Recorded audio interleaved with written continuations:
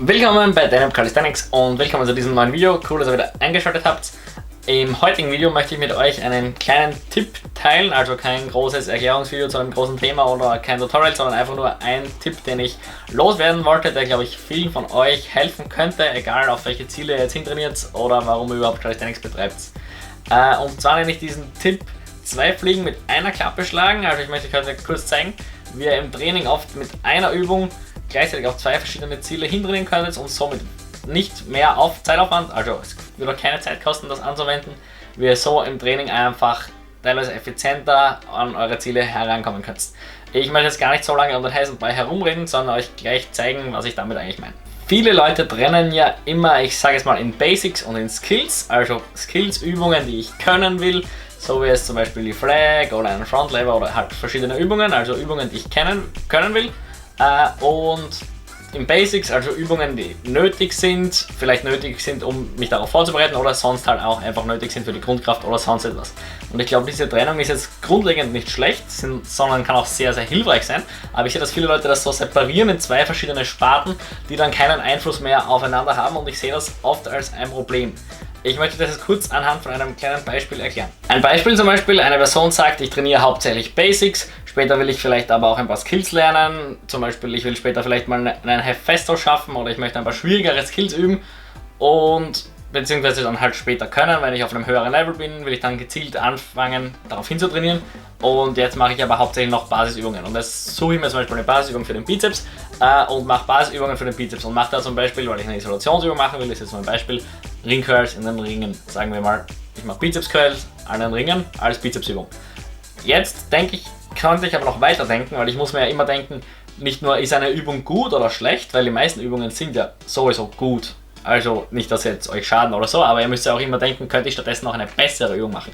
Und wenn ich jetzt zum Beispiel das Ziel hätte, irgendwann eine Hefesto zu schaffen, könnte ich eine Bizeps-Isolationsübung machen, die mir später auch dabei helfen wird, eher gut beim Hefesto zu werden. Und da könnte ich dann eben zum Beispiel Hefesto Rows in den Ringen stattdessen machen. Also ich könnte sozusagen 2 Fliegen mit einer Klappe schlagen, weil ich mache meine Bizeps-Isolationsübung. Und ich mache aber auch eine Übung gleichzeitig, die mir später auf ein anderes Ziel hintrainieren helfen wird. Also anderes Beispiel zum Beispiel jetzt, ich will mal einen Front Lever lernen. Ich weiß, irgendwann wird es ein großes Ziel von mir sein, einen Front Lever zu schaffen, aber dabei trainiere ich mehr Basics und ich will aber einen starken Bauch haben.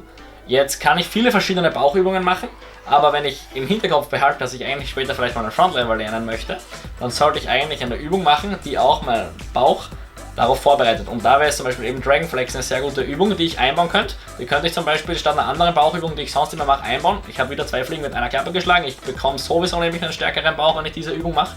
Und werde aber gleichzeitig auch noch auf den Front Lever, den ich können will, vorbereitet. Das heißt, ich kann im Training sehr, sehr oft Übungen einbauen, die mir dabei helfen, in einer anderen Übung besser zu werden, auch wenn das gar nicht der Hauptgrund ist, warum ich sie mache. Zum Beispiel der Hauptgrund ist, ich will einen stärkeren Bauch kriegen, aber ich profitiere gleich doppelt davon, weil später werde ich auch besser auf den Frontlever vorbereitet sein. Genau das gleiche jetzt beim Fitnesstraining oder wenn ich sage, ich mache Fitness oder ich mache Training mit Gewichten und will aber auch in Calisthenics-Übungen besser werden. Hier wieder ein Beispiel.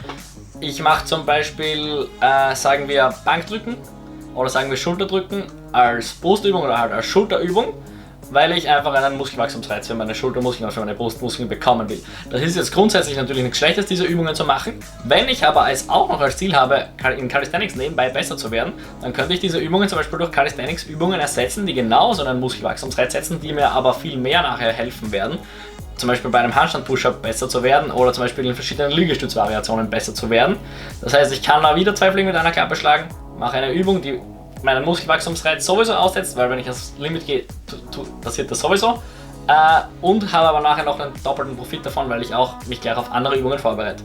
Und ihr könnt es da eigentlich immer, ich seht schon, glaube ich, was ich meine mit diesem Prinzip, ihr könnt es eigentlich immer nach diesem Prinzip vorgehen. Ihr könnt immer Übungen machen, die euch eigentlich, oder fast immer Übungen machen, bei denen ihr 2 Fliegen mit einer Klappe schlagen könnt, wo ihr jetzt auf 2 Ziele mit einer Übung hintrainieren könnt. Ein Beispiel von meinem Training noch. Ich habe zum Beispiel gemerkt, ich habe im Bauch teilweise Verspannungen, auch wenn ich jetzt Videos schneide und so, ich sitze einfach teilweise zu viel im Alltag und dann mache ich noch viele Übungen, zum Beispiel das Front Lever, wo ich hier sehr, nicht komprimiert bin, aber wo ich hier sehr angespannt bin, immer. Und habe einfach eine Möglichkeit gesucht, da hier dehnbarer und flexibler zu werden. Jetzt habe ich mir gedacht, das könnte ich langweilig stretchen, jetzt könnte ich Brücken machen, jetzt könnte ich verschiedene Dehnübungen machen, habe ich aber eigentlich keine Lust drauf, wenn ich ehrlich bin. Da habe ich dann einfach angefangen, zum Beispiel jetzt Hollowback zu trainieren, also übergebeugter Handstand.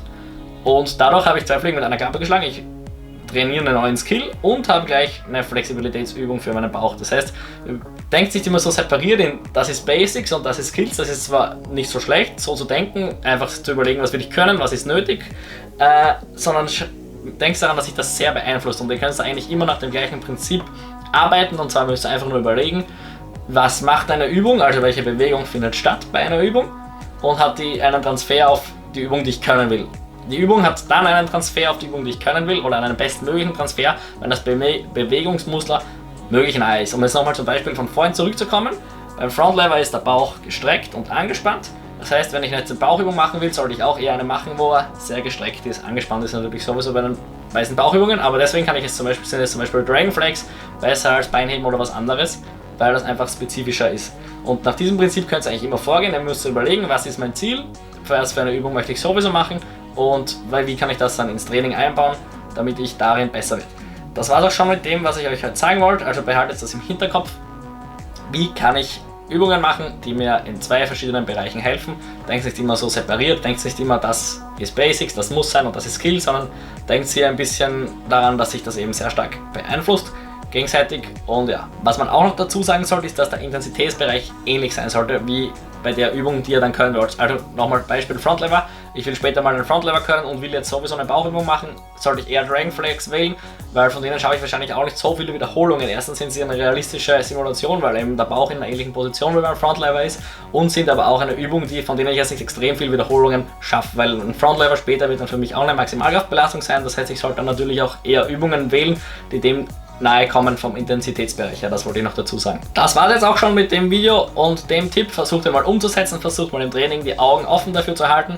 Hey, wo mache ich eine Übung, die ich eigentlich durch eine andere ersetzen könnte, die mir eigentlich genauso viel bringt, aber noch zusätzlich auch dabei hilft, mich auf ein anderes Ziel gleichzeitig vorzubereiten. Wo kann ich sozusagen eben 2 Fliegen mit einer Klappe schlagen? Haltet da einfach die Augen offen.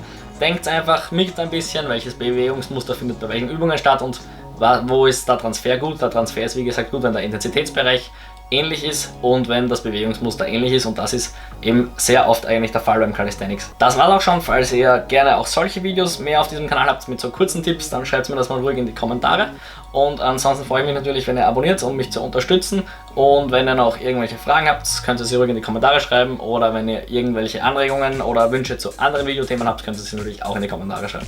Ansonsten sehen wir uns im nächsten Video und bis dann. Ciao.